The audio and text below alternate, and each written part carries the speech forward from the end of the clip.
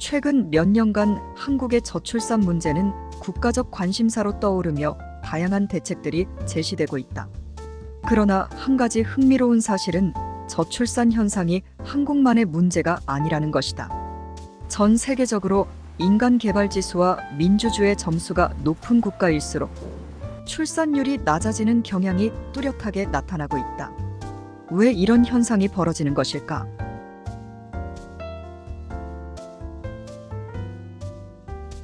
인간 개발 지수가 높은 국가들, 특히 교육 수준이 높은 나라에서는 출산이 늦춰지거나 자녀의 수가 줄어드는 현상이 두드러진다. 이는 여성들이 고등교육을 받고 더 나은 경력을 쌓으려 하면서 자연스럽게 결혼과 출산을 미루는 결과를 낳는다. 미국과 유럽의 복지국가들, 그리고 이제는 한국 역시 비슷한 패턴을 보이고 있다. 한편 교육을 많이 받은 여성일수록 결혼 후에도 경력을 유지하고 자아실현을 추구하는 경향이 강하다. 더 이상 결혼과 출산이 인생의 필수 단계가 아니라 선택사항으로 여겨지면서 많은 여성들이 출산을 신중하게 결정하게 되는 것이다.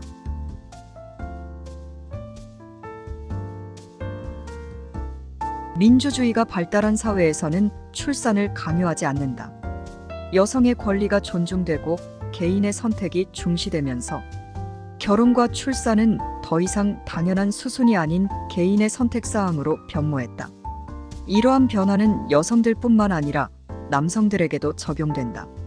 결혼과 출산을 미루거나 포기하는 것이 더 이상 사회적 비난의 대상이 되지 않는다는 점은 출산율 감소에 큰 영향을 미친다. 더 나아가 민주주의 국가들에서는 복지제도가 잘 마련되어 있어 자녀에게 의존하지 않고도 안정된 노후 생활을 보장받을 수 있다. 부모로서의 부담감이 줄어들면서 꼭 자녀를 많이 낳아야 한다는 압박도 사라지게 된다.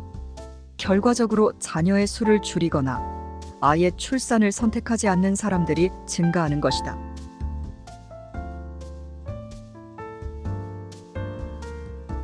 이민자들의 출산율 역시 시간이 지나면 원주민과 비슷한 수준으로 하락한다는 점도 흥미롭다. 출산율이 높은 국가에서 이민 온 사람들이라도 고학력과 경제적 안정의 영향을 받으면 시간이 지나면서 출산을 줄이게 된다. 결국 인간 개발 지수와 민주주의가 발달한 나라에서는 출산율이 계속 낮아지는 경향을 보이게 된다.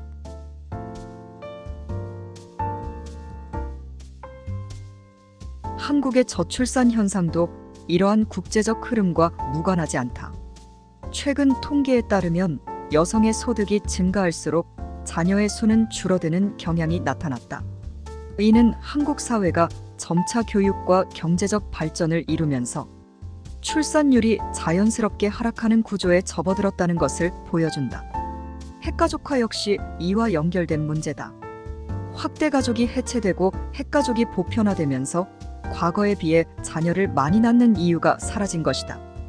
이제는 부모 봉양이나 자산 상속과 같은 경제적 이유보다는 개인의 삶과 커리어에 더 많은 가치를 두는 사회적 변화가 출산율 저하의 주요 원인으로 자리 잡고 있다.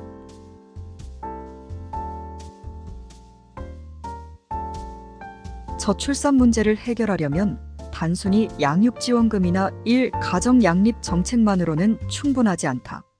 출산율이 하락하는 근본적인 이유인 교육, 경제적 환경, 그리고 개인의 권리와 자유에 대한 사회적 변화를 깊이 이해하고 이를 토대로 새로운 정책을 고민할 필요가 있다.